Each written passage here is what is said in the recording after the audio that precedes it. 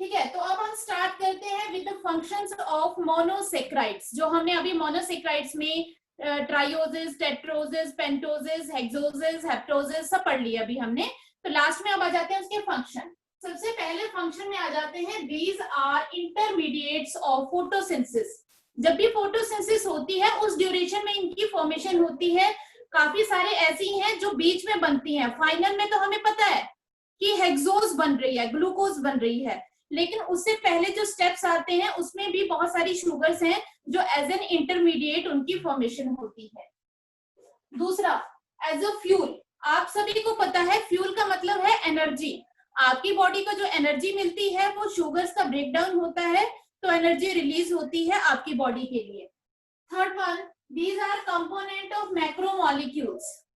ये आपके जो मैक्रोमोलिक्यूल्स होते हैं, जैसे कि हमने कहा कि पॉलीसेक्राइड्स, सेलुलोज है, स्टार्च है, ग्लाइकोजन है, इनके जो है कंपोनेंट होते हैं ये मोनोसेक्राइड्स में। मोनोसेक्राइड जुड़ेंगे तो पॉलीसेक्राइड्स बनेंगे।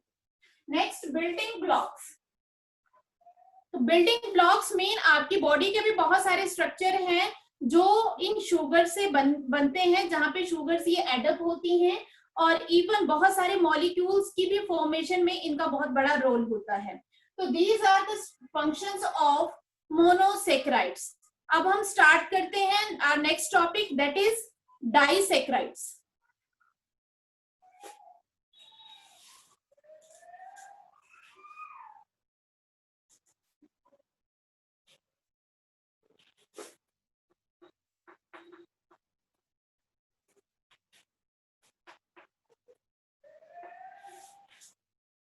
डाइसेक्राइड्स नाम से ही पता चल रहा है, di mean two, saccharides mean sugar, जिसमें शुगर्स दो शुगर मॉलिक्यूल होंगे, मीन दो मोनोसेक्राइड्स यूनिट होंगी, और उनके ज्वाइन होने से डाइसेक्राइड की फॉर्मेशन होती है।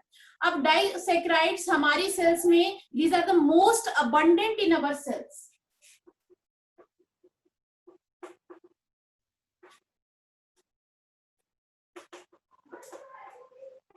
Most abundant in our cells. अब और इनकी फॉर्मेशन कैसे होती है, these are formed by joining of monosaccharide to monosaccharides by glycosidic bond।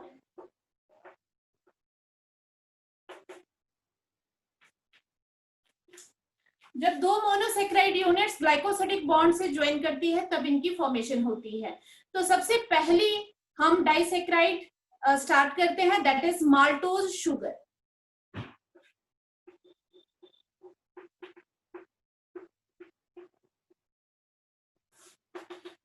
Malt sugar भी इसको कहते हैं। It is a degradation product of starch. Starch की डिग्रेडेशन, डाइजेशन जब होती है तो माल्ट शुगर की फॉर्मेशन होती है। इसको माल्ट शुगर भी कहते हैं, माल्टोज भी कहते हैं। इसका यूज ज्यादातर किया जाता है in the formation of beer. Beer की फॉर्मेशन के लिए माल्ट का बहुत ज्यादा यूज होता है। तो यहाँ पे जो दो यूनिट्स ज्वाइन करती हैं वो कौन सी होती हैं, it is degradation product of starch. Malt sugar भी हम इसको कहते हैं, जैसे मैंने अभी बताया। तो इसकी कंपोजिशन क्या है, that is glucose plus glucose. में दो ग्लूकोज की यूनिट्स ज्वाइन करेंगी तो जो फॉर्मेशन होगी वो माल्ट की होगी। अब मैं आपको बताती हूँ कि कैसे ज्वाइन करेंगे।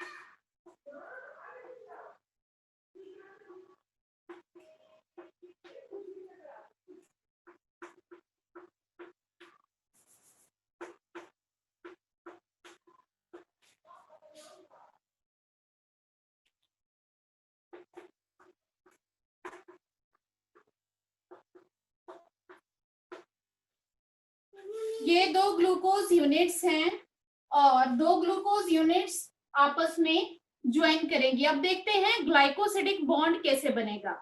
अब हम इसको कहते हैं 1,4 लिंकेज। अब देखते हैं 1,4 क्या हुआ।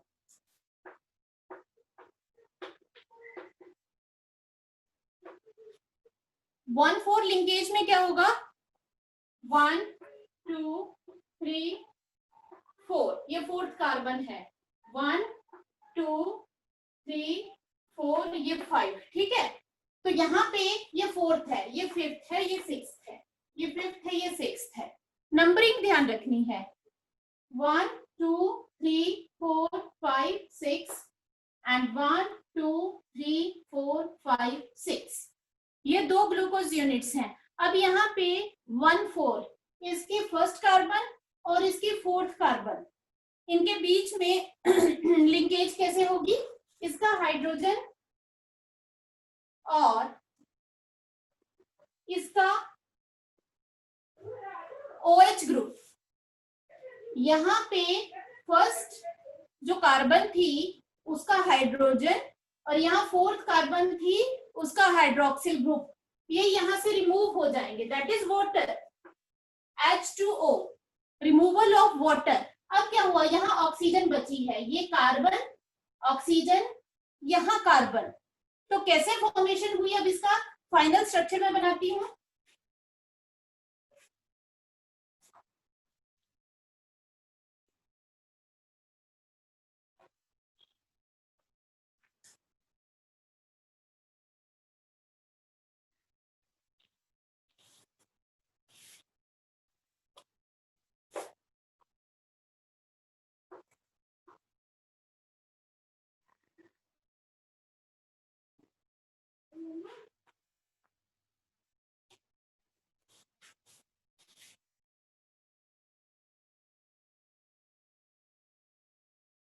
फाइनल बना रही थी मैं अभी आपको, किस तरह से बनेगा।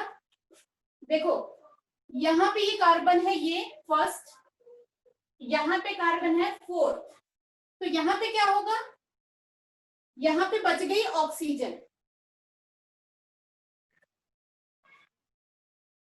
ये formation that is COC, that is glycosidic bond, that is 1,4 linkage. ये आपने याद रखना। बाकी सारे तो आपको देखो यहाँ पता है क्या है। तो that is known as glycosidic bond. तो इस तरह से ग्लाइकोसिडिक बॉन्ड की फॉर्मेशन होती है किसमें? माल्टोस में। इन द सेम वे ही बाकियों में भी होगी, बस आपने ध्यान रखना है कि कईयों में क्या होता है, काफी सारी शुगर्स आपको ऐसी मिलेंगी जहां पे OH ग्रुप यहाँ पे ना होगी, हो सकता है ऊपर हो, यहाँ पे H हो और यहाँ पे OH हो, तो वहां पे इसकी ओरिएंटेशन चेंज हो जाएगी, ऐसे हो जाएगी। कोई ज्यादा बड़ा डिफरेंस नहीं है, ये कार्बन के अकॉर्डिंग होते हैं। कार्बन में भी आगे डिटेल मैं नहीं करवाना चाहती हूँ, आप सिर्फ ग्लाइकोसिडिक, सबको बॉन्ड की फॉर्मेशन पता होनी चाहिए। That is bond form between 1st carbon of 1 sugar and 4th carbon of other sugar by release of water, loss of water के साथ होगा, तो that is known as glycosidic bond। अब बाकियों के स्ट्रक्चर में भी सभी सेम है, थोड़ा सा आपको सुक्रोज के स्ट्रक्चर में डिफरेंट मिलेगा, वहां पे लिंकेज होगी 1,2 कार्बन लिंकेज, क्योंकि वहां पे दिक्कत क्या होगी कि वहां पे यूनिट अलग अलग हैं। मैं अभी आपको वैसे बता देती हूँ। Second is sucrose.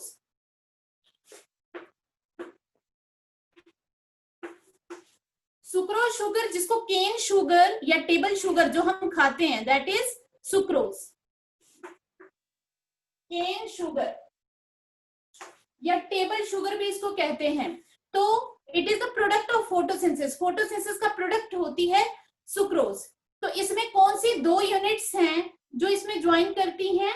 That is glucose and fructose.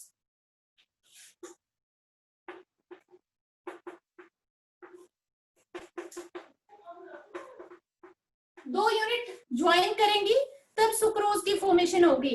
और आपने एक चीज याद रखनी है, fructose is only form furanose form, pentagon ring form में ही प्रेजेंट होती है फ्रक्टोज। तो किस तरह का स्ट्रक्चर बनेगा, बॉन्ड किस तरह से इनमें बनेगा वो मैं बता देती हूँ आपको।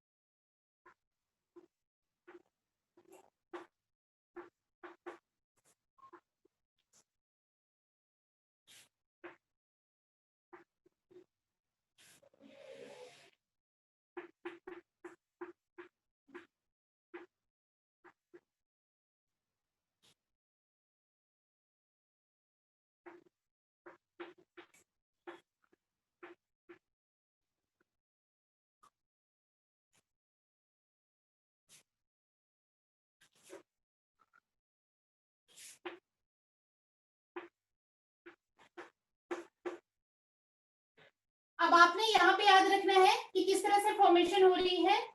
यहाँ पे सेकेंड कार्बन है और यहाँ पे फर्स्ट कार्बन है। ये फर्स्ट कार्बन और सेकेंड कार्बन, इनमें जो OH ग्रुप है वहां से वाटर का रिमूवल होगा और जो बॉन्ड की फॉर्मेशन होगी दैट बॉन्ड इज COC, वही है। ये हट गया वाटर, यहाँ पे ये बॉन्ड बन गया that is COC bond. Same ही है, कोई ज्यादा बट लिंकेज डिफरेंट हो गई क्योंकि ये फ्यूरेनोज फॉर्म है, ये पायरेनोज फॉर्म है, जिस वजह से last disaccharide is lactose.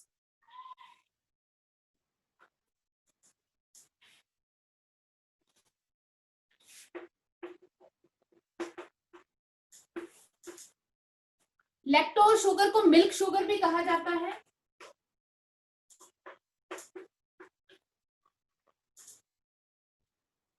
It is found in mammalian milk.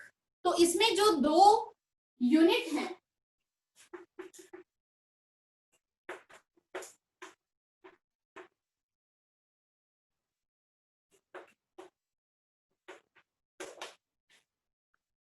तो मैमेलियन मिल्क में प्रेजेंट होती है, इसकी दोनों यूनिट है glucose plus galactose.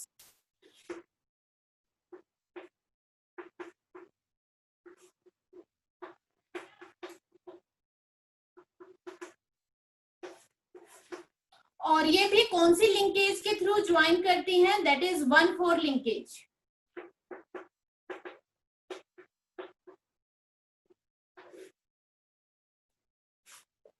One four linkage के थ्रू इनकी फॉर्मेशन होती है। तो ये तो आज हमारा टॉपिक था डाइसेक्राइड्स तक का। इसके आगे भी होती हैं try, tetra and last one is polysaccharides, लेकिन हम डाइसेक्राइड्स तक करेंगे। जब हम मैक्रोमोलिक्यूल्स पढ़ेंगे तो हम पॉलीसेक्राइड्स करेंगे। तो इनके फंक्शंस भी हैं, जैसे कि सेल में सेलुलर जो इंटरेक्शंस होती हैं, एक सेल दूसरे के थ्रू इंटरेक्ट करती हैं, उनमें इनका यूज होता है। इसके अलावा ये एज ए स्टोरेज प्रोडक्ट भी प्रेजेंट होती है, जैसे सुक्रोज जो है प्रेजेंट होती है, जिस तरह से जो है माल्टोज जो है ये भी स्टोरेज फॉर्म में प्रेजेंट होती है। एज ए फ्यूल जब इनका ब्रेक डाउन होता है तो ये भी एनर्जी प्रोडक्शन में यूज होते हैं। और that is also use for the nourishment of young ones. कौन से वाली? लैक्टोज शुगर, क्योंकि ये मैमेलियन मिल्क में प्रेजेंट होती है, तो यंग वंस की नरिशमेंट के लिए भी इसका बहुत बड़ा रोल होता है। तो आज हमने अपनी जो हेक्सोसिस, हेप्टोसिस, मोनोसेक्राइड कंप्लीट किया और डाइसेक्राइड कंप्लीट किया, और कल हम करेंगे next topic that is amino acids. ठीक है मैम, कंप्लीट है आज का टॉपिक।